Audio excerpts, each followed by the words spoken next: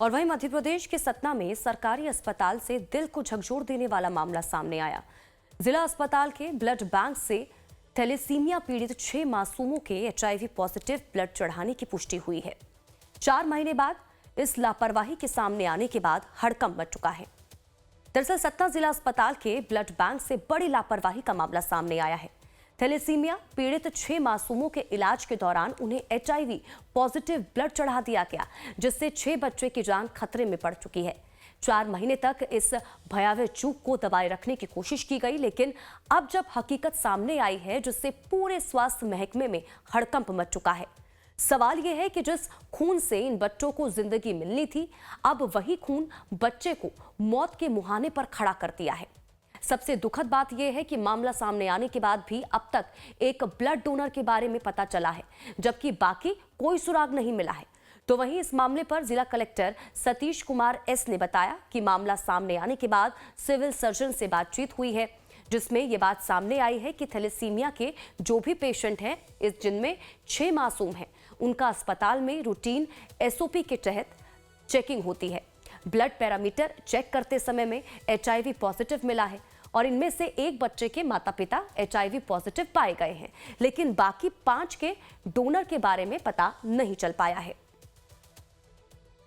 4 बच्चे थैलेसीमिया से जो ग्रस्त थे, उनको मल्टीपल ट्रांसफ्यूजन्स के बाद HIV पॉजिटिव पाए गए हैं वो बच्चे।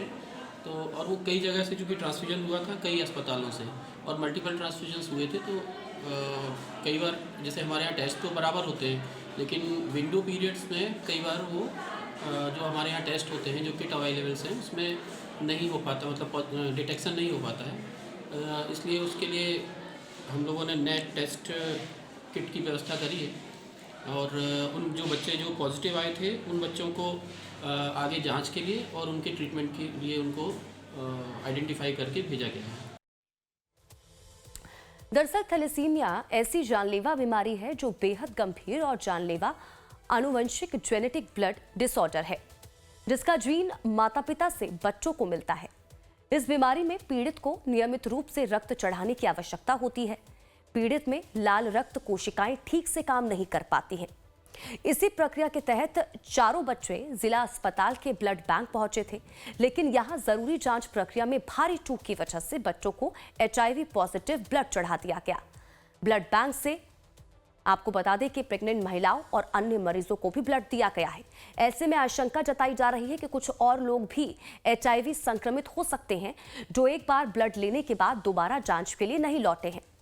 मामला 4 माह यानी कि 4 महीने पुराना है, लेकिन अस्पताल प्रबंधन के संज्ञान में अब आया है।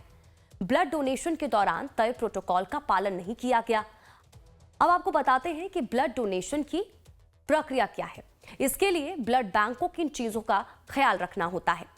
तो देखिए, डोनर के रक्त की HIV, इसके अलावा hepatitis B, hepatitis C, syphilis और मलेरिया की जांच इसमें होती है। Blood group A, B, AB, O और RH फैक्टर की जांच इसमें होती है। ब्लड सेल में RBC, प्लेटलेट्स और प्लाज्मा का काउंट इसमें किया जाता है। डोनर के हीमोग्लोबिन का स्तर कम से कम 12.5 GDL यानी कि ग्राम प्रति डेसीलीटर जेनेटिक डिसीज नहीं होना चाहिए, जेनेटिक डिसीज से पीड़ित ना हो। देखिए, ऐसे में साफ है कि अस्पताल प्रबंधन, ब्लड बैंक और इसी के साथ ही ICTC सेंटर ने अपने काम में लापरवाही बरती है। मासूमों की जिंदगी से खिलवाड़ हुआ है। परिजनों में भारी गुस्सा है और वो दोषियों पर कड़ी कार्रवाई की मांग भी कर रहे हैं। जिस स्वास्थ्य की जिम्मेदारी लोगों की जान बचाना है, अगर वही बीमारी बांटने लगे तो आम आदमी जाए तो कहां जाए।